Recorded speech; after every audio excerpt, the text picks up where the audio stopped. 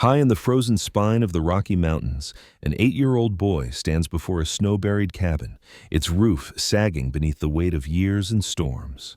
2 winters have passed since his mother left him at a lonely gas station with $20 and a promise that never came true. His only companion, a battle-scarred German shepherd with one torn ear and eyes that still believe in something good. The boy's breath clouds the air as he grips a rusted hammer, the ghost of hope flickering behind his frostbitten lashes. He's not building a shelter. He's building a miracle. One nail, one heartbeat, one answered prayer at a time.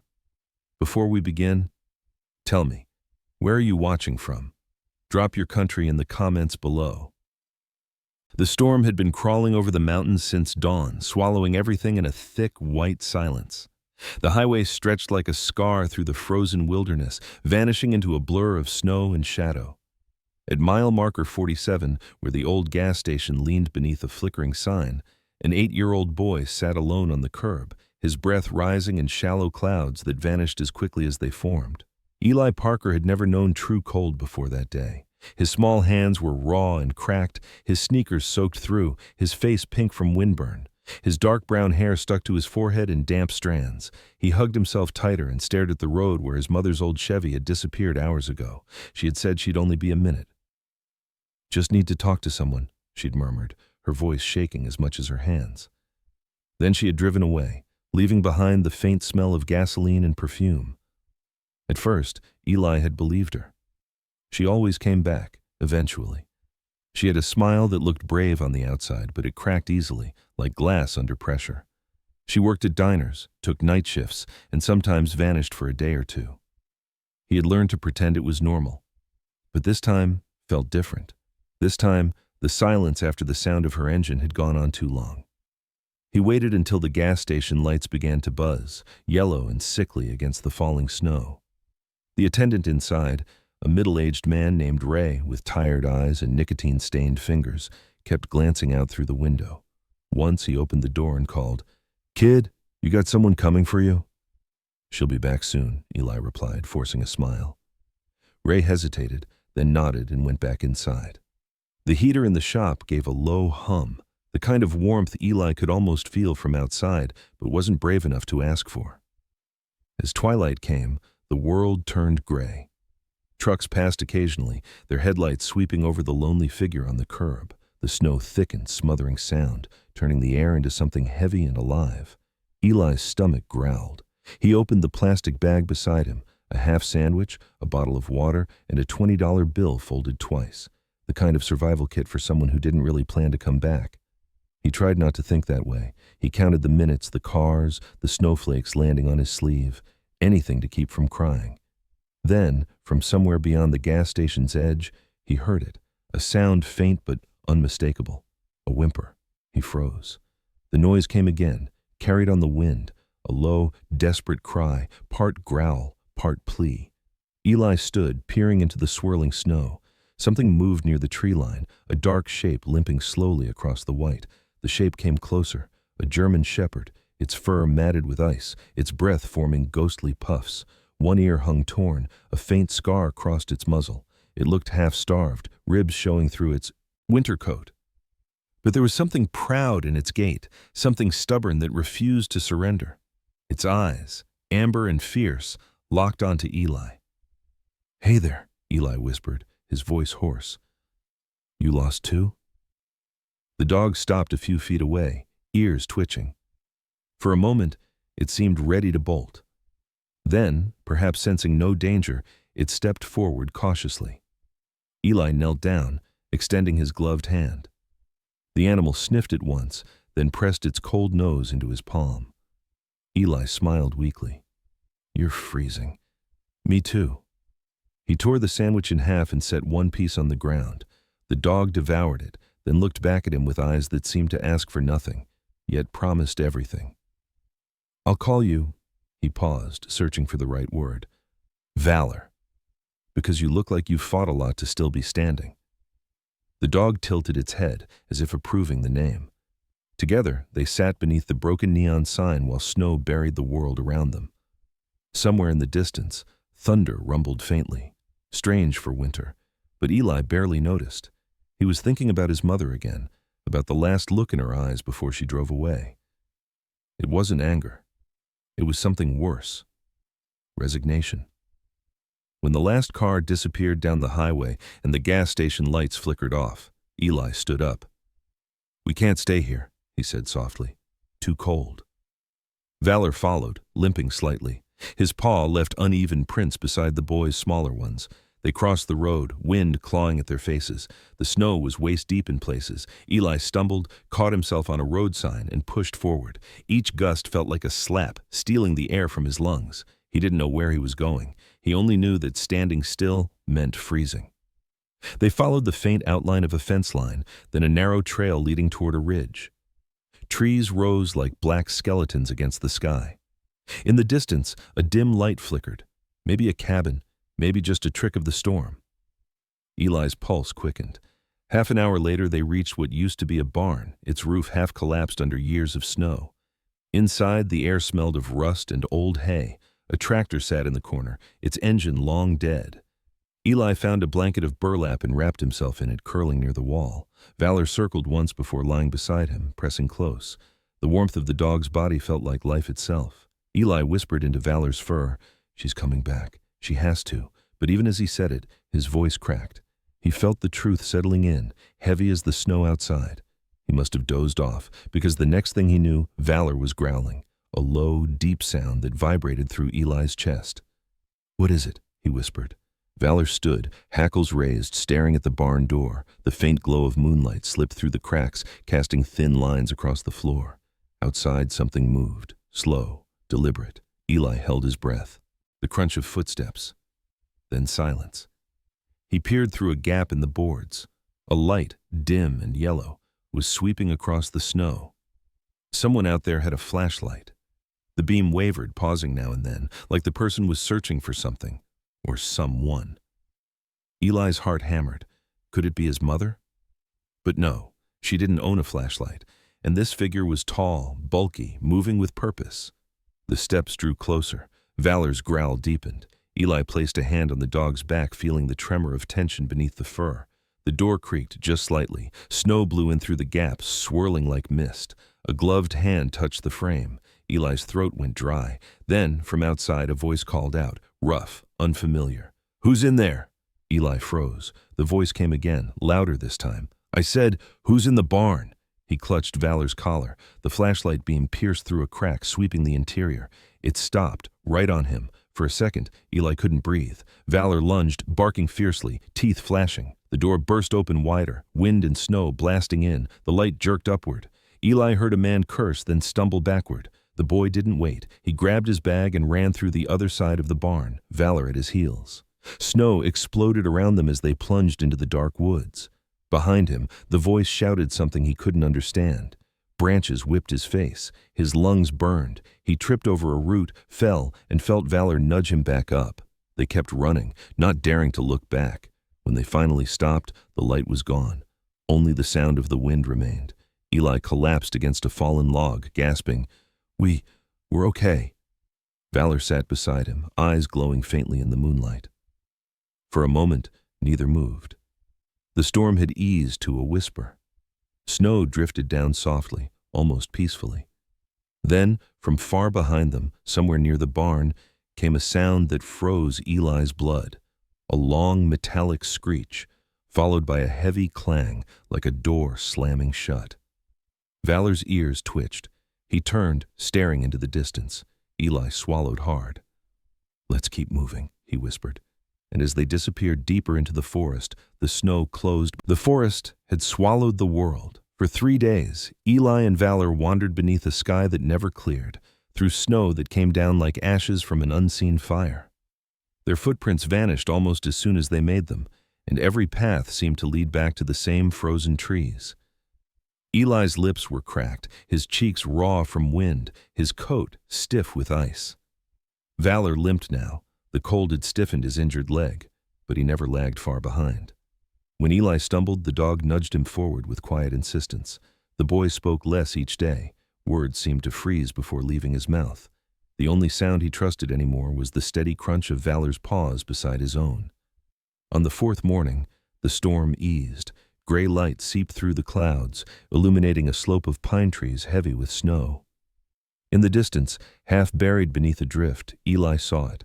A cabin, small and slanted, smoke long dead from its chimney. Hope flickered in him like a fragile spark. "Come on, Valor," he whispered, voice hoarse.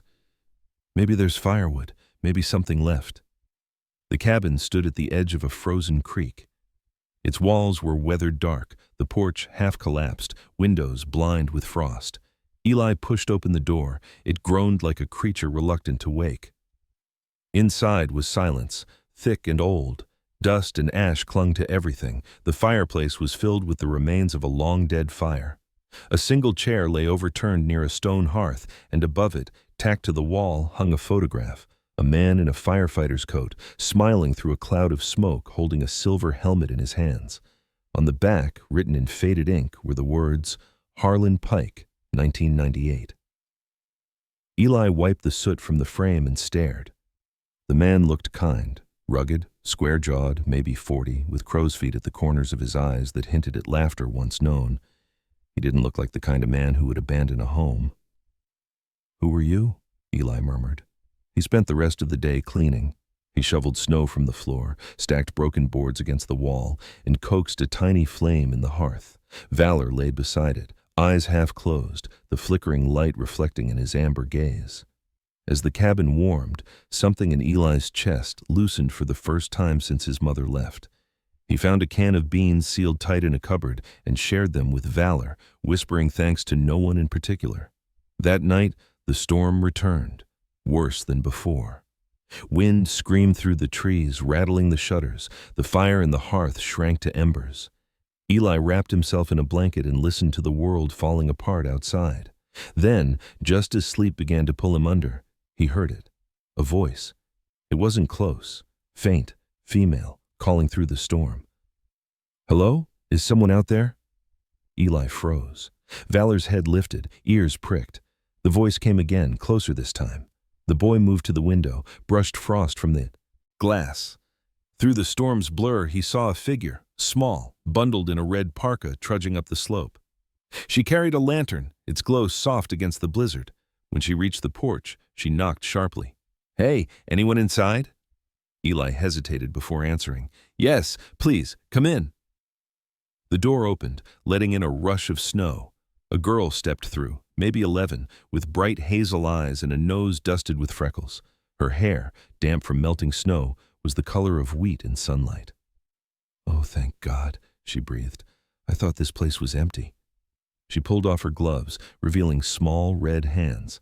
"I'm Eli," he said, uncertain. "Maya," she replied quickly. "I live up the ridge with my grandpa. He's a ranger. He sent me to check the creek levels before the storm got worse, but I lost the path." Her gaze swept over the room, lingering on the fireplace and the photograph above it. "You shouldn't be here. This cabin, people say it's cursed."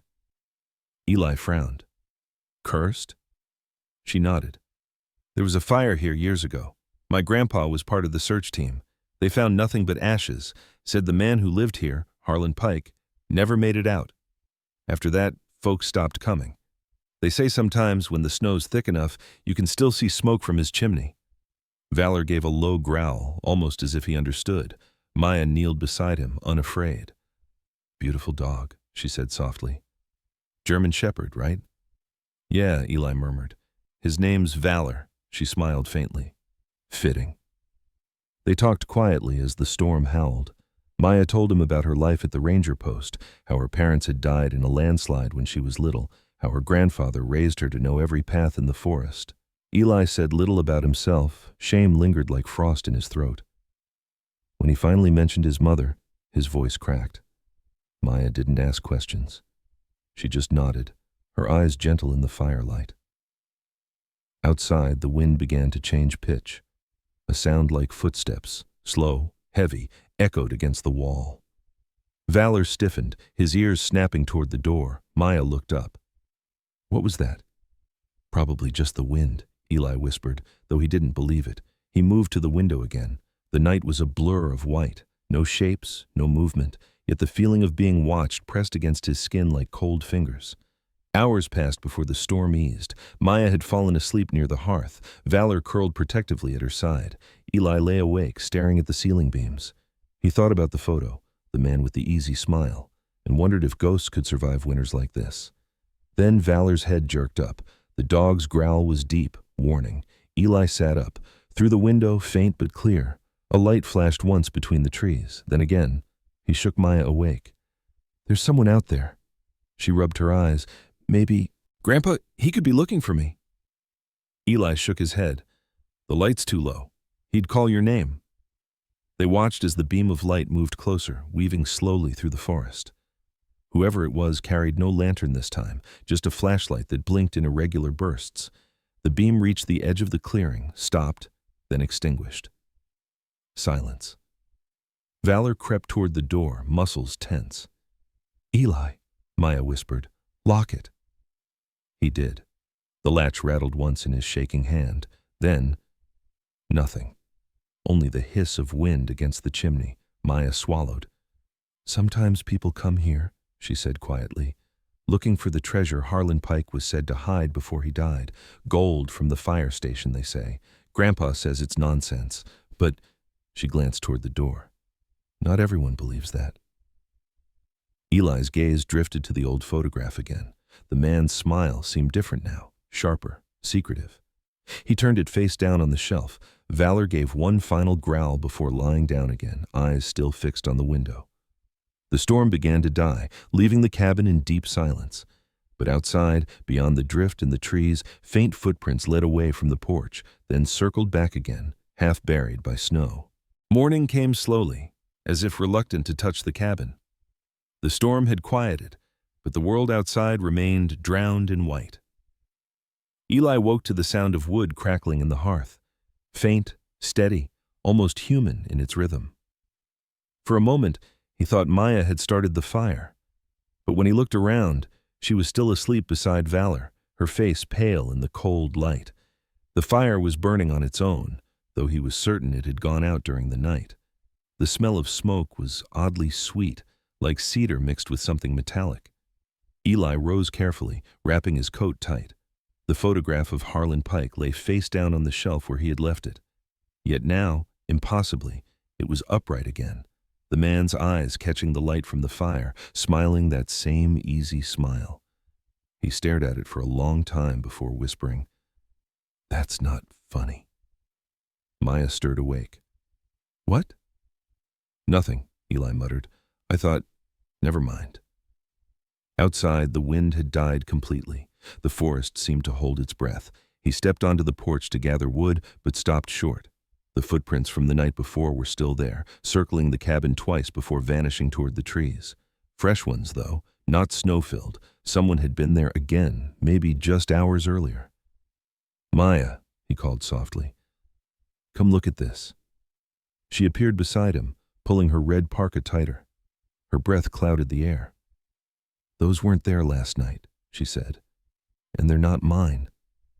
Valor sniffed the air, low growls vibrating in his chest. The fur along his spine bristled. Maya frowned. "We should go back to my grandpa's post. He'll know what to do." Eli hesitated. "What if whoever it was comes back while we're gone?" She looked at him sharply. "You want to stay here?" He glanced at the photograph again. The man's smile now looked almost protective. "Maybe he's trying to tell us something," Eli said quietly. "Maybe it's not what you think." They decided to stay until nightfall. Maya busied herself fixing the broken latch on the door while Eli searched the cabin. In a corner, under a pile of old blankets, he found a metal box, rusted but still locked. When he shook it, something clinked inside. Small. Solid. He looked at Maya, eyes wide. "Do you think this is the treasure?" she whispered, half teasing, half afraid. "If it is, we probably shouldn't open it." "Why not?" "Because," she said, tightening the rope on the latch, "people kill for things like that." Valor whined softly as if agreeing. Eli sat back on his heels. "Then we'll wait, until morning." As the day faded, clouds rolled in again. The fire's glow painted the walls golden red. Maya told stories to fill the silence, about her parents, the landslide, her grandfather's stubborn kindness. She spoke of how he'd taught her to track animal prints, to read weather from the trees. He says the forest keeps secrets, she said, but it always shows you a sign before something bad happens. Eli asked, "Like what?" She pointed toward the window. The frost there had begun to spread in strange circular patterns, like rings left by a hand. "Like that," she said quietly. A gust of wind rattled the cabin. Then came a thud, heavy, close. Valor sprang to his feet, barking sharply. "Someone's out there," Maya breathed. Eli grabbed the metal box. The thud came again, this time from the back wall. They turned toward the sound. A thin line of smoke slipped from between two boards near the fireplace, not black but white, glowing faintly. And then, from within the smoke, came the shape of a man. He stood half in shadow, half in light, tall and broad-shouldered, his jacket scorched at the sleeves. His face was calm, the same as in the photograph. His eyes, though pale and distant, looked directly at Eli. Maya stumbled backward. "Eli!" "It's him," Eli whispered. "Harlan Pike."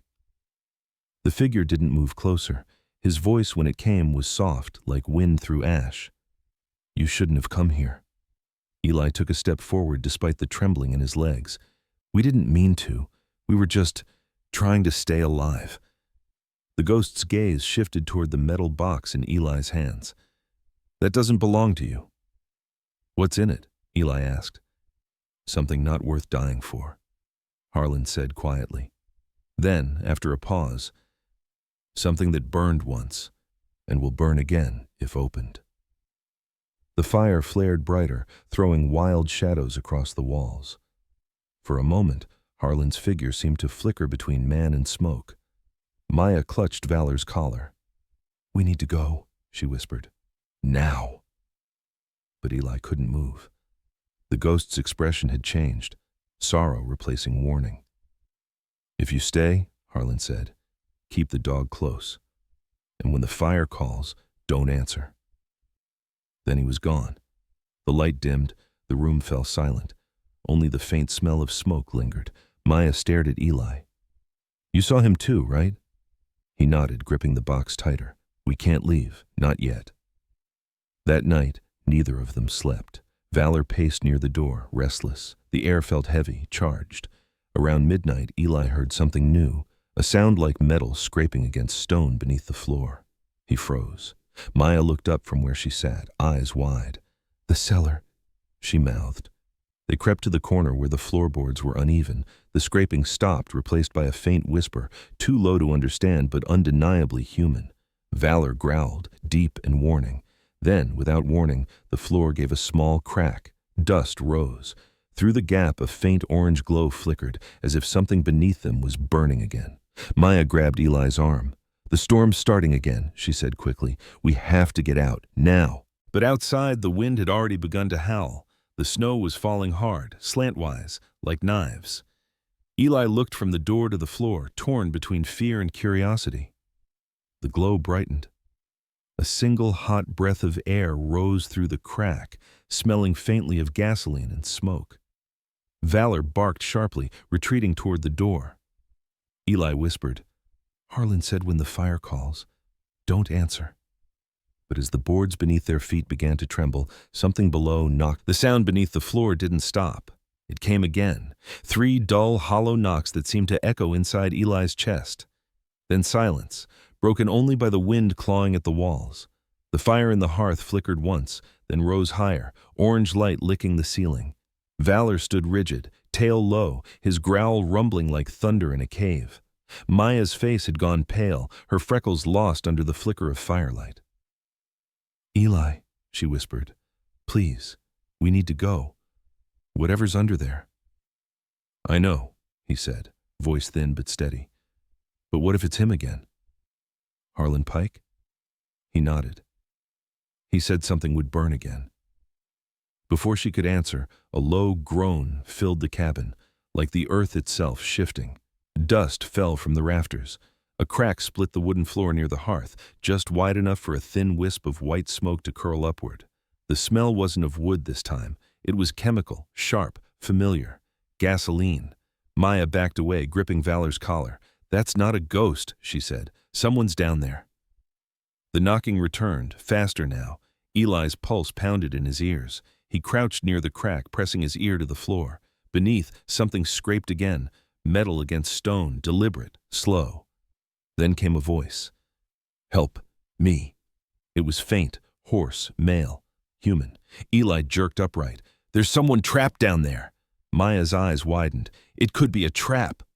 Valor barked once, sharp and commanding as if agreeing with her, but Eli was already pulling away loose boards. Cold air rushed up through the gap. "If someone's down there, we can't just leave them," he shouted over the wind. The last board snapped. Beneath was a narrow cellar, pitch black except for a faint, trembling light. A single lantern glowed far below, and beside it, a figure moved weakly. A man.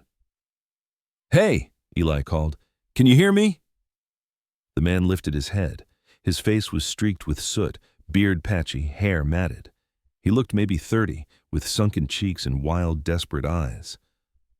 "Please," he rasped. "They locked me in here. The fire. It's starting again." "What fire?" Maya demanded. The man coughed, voice breaking. "The storm brought it back. The fuel. Below the cabin. It's leaking from the old pump line. One spark and—" A deep pop echoed through the floorboards, followed by the faint hiss of liquid. Eli felt the vibration under his knees, a heartbeat building in the wood. "Get back!" Maya screamed. Before they could move, the lantern below flared. The man shouted something, then the flame snuffed out. Total darkness. For a moment, silence. Then a boom. The floor lurched upward, throwing Eli and Maya backward. The blast wasn't huge, but strong enough to shake the cabin. Smoke billowed from the hole, thick and black. Valor barked furiously, circling Eli, then bit at his sleeve, tugging him toward the door. "Go!" Maya coughed. "Out!" They stumbled into the storm, snow biting at their faces. Behind them, the cabin groaned, smoke pouring from the roof. The cold and heat collided, hissing into steam. Eli grabbed Valor's collar, stumbling through knee-deep drifts. Then, over the wind, they heard shouting. A man's voice again, but not from the cellar this time. "Over here!" Maya turned. Through the storm came a figure, tall and broad, wrapped in a ranger's coat and fur-lined hood. His beard was silver gray, his posture straight despite the storm's weight. His eyes, sharp and determined, scanned the smoke. "Grandpa!" Maya cried. He reached them in seconds, pulling her close with one arm. "What the hell were you two doing here?" he barked, though his tone was more fear than anger. "I told you to stay near the post." "There was someone trapped," Maya shouted back. "Under the floor." The old man, Ranger Owen Pike, late 60s, broad-shouldered with weathered hands and a scar down his jaw, froze at the name of the cabin. His gaze snapped to the smoke curling from the roof. "You didn't open the cellar, did you?" Eli hesitated. We tried to help." Owen's expression hardened, eyes shadowed by memory. "God help us," he muttered. Then he pushed past them, trudging toward the door. "Stay here, both of you." He disappeared inside. For long minutes they could only hear the crackle of fire and the wind howling through the pines. Then came another sound, a crash, wood splintering. Valor barked, tugging toward the cabin.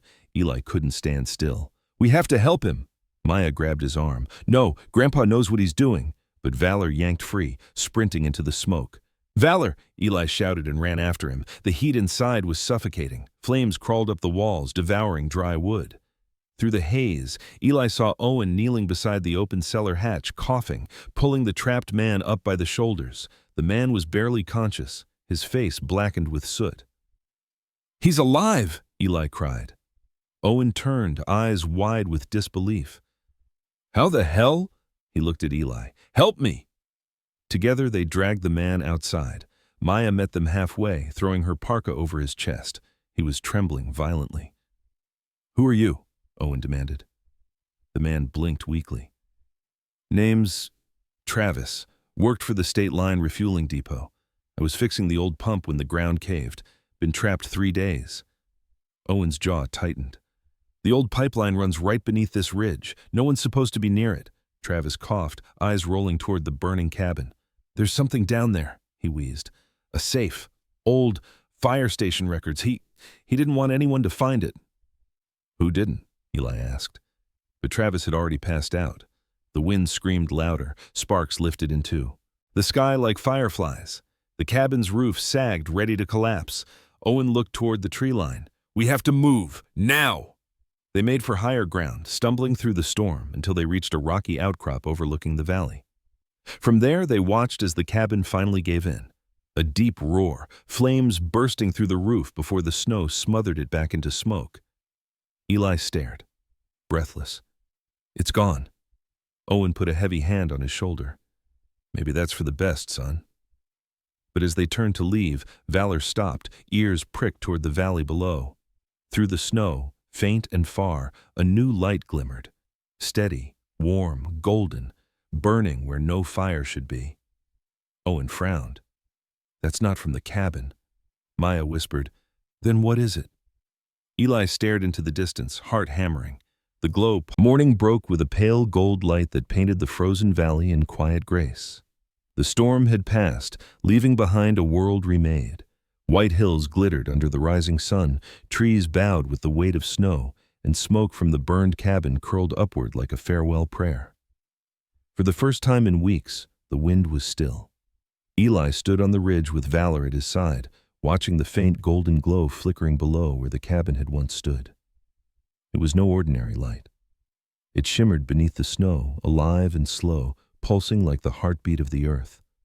When the sun rose higher, the glow began to fade, not extinguished, but absorbed into the morning, as though the mountain had taken back something that belonged to it. Behind him, Maya was tending a small fire near a tent Owen had pitched during the night. She was wrapped in her red parka, cheeks flushed from the cold but smiling softly, her hair tangled and lit with the faintest amber from the dawn. She looked older somehow, steadier, like someone who had already learned that courage sometimes looks like simply holding on. Owen sat beside her, his silver beard rimed with frost. His voice was rough from smoke, but his hands moved gently as he poured hot coffee into a tin cup. Beside him, the rescued man, Travis, was wrapped in a blanket, his color returning slowly. He stared toward the valley, eyes hollow yet strangely peaceful. "I remember now," he rasped. "There was a safe down there. I tried to move it, and the gas line gave way. The explosion was my fault." Owen shook his head. "No one man's fault. The pipes were 50 years old. This mountain's been keeping secrets longer than we've been alive." Travis looked at Eli then, his expression softening. "You saved my life, kid. If you hadn't stayed..." Eli lowered his gaze. "I just didn't want to leave someone behind." Owen's eyes lingered on him, steady, approving, with a warmth that didn't need words. "That's a good rule to live by," he said quietly. They ate in silence for a while, listening to the creak of the trees and the soft crackle of the fire. Valor rested his head on Eli's knee, his fur singed at the tips, but eyes calm. The dog had not left the boy's side once since the explosion. When Maya reached out to scratch behind his ear, he gave a single low sigh, like a soldier finally off duty. Later that morning, they hiked down toward the ruins. Steam still rose from the scorched snow, but the fire was gone. The cabin was nothing more than charred beams and melted tin, yet somehow it didn't feel like a loss.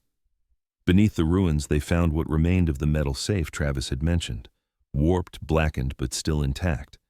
Inside were old photographs, burnt edges of papers, and one undamaged item, a bronze badge, its engraving still clear. Owen brushed the soot from it and read aloud. "Fire Chief Harlan Pike, duty never ends." The badge gleamed faintly in the sun. Eli felt something shift deep inside him. Not fear this time, but understanding. "Harlan didn't curse this place," Owen said quietly. "He protected it. Maybe he stayed because he couldn't leave his post unfinished." Eli looked at the sky. The clouds were clearing, revealing a stretch of blue so deep it almost hurt to see. "Then maybe it's our turn to finish it," he said softly. Owen turned to him, brow furrowed. "What do you mean?" Eli's voice steadied. "Rebuild it, make it safe again, for animals, for people who get lost, for anyone who needs a place to start over." For a long time, no one spoke. The wind stirred the ashes gently, like approval. Then Owen nodded once. "Then we'll rebuild. But we'll do it right, stronger this time." And so they did. Winter stretched on, but now it carried a different kind of silence. Not empty, but peaceful. Together, they built a new cabin, larger and brighter, with thick log walls and wide windows that looked out across the valley. They used the old stone hearth from Harlan's cabin, polishing the badge and mounting it above the mantel where it caught the light each morning.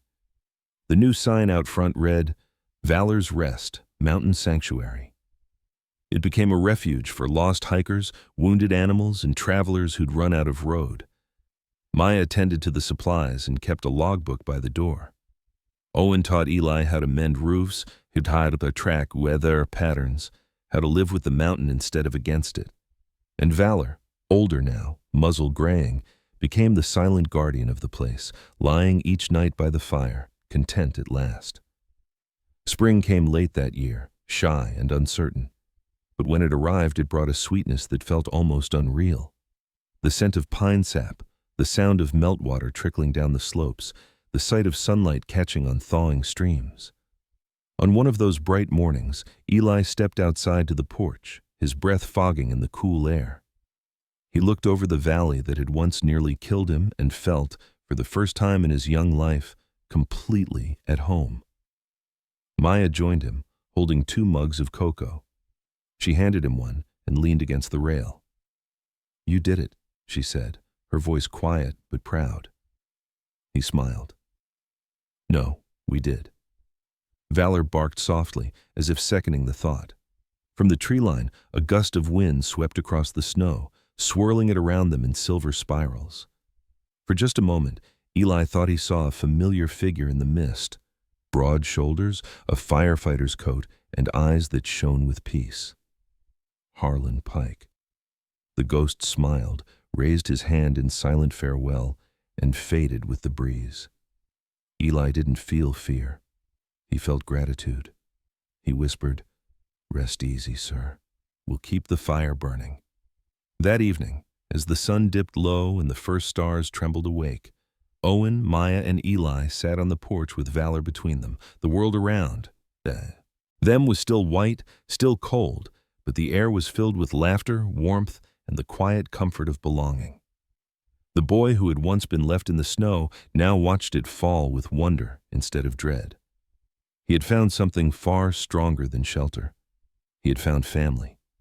And in the valley below, beneath the last light of the dying day, the snow shimmered faintly again. Not with fire this time, but with the reflection of their new home's hearth, glowing steady and kind against the mountain's eternal cold. Sometimes miracles don't arrive with thunder or light. They come quietly, like a boy who was left in the snow and found love where there should have been none. Like a burned cabin that rose again, not through wealth or power, but through kindness and courage. In the frozen silence of those mountains, Eli learned something sacred. God doesn't always calm the storms. Sometimes he lets the storms rage so we can learn who we truly are in the middle of them. Every act of compassion, every moment of forgiveness, every time we choose to stay when it's easier to walk away, that's a miracle too. Maybe yours is still waiting beneath the snow. If this story touched your heart, share it with someone who needs hope tonight. Leave a comment below and tell us where you're watching from, because miracles travel farther when we share them. And if you believe that no one, not a child, not an animal, not a lost soul, should ever be left alone in the cold, hit subscribe so we can keep telling stories that remind the world God still works quietly, even through the smallest hearts. May He bless you and those you love, and may His warmth find you wherever your winter may be.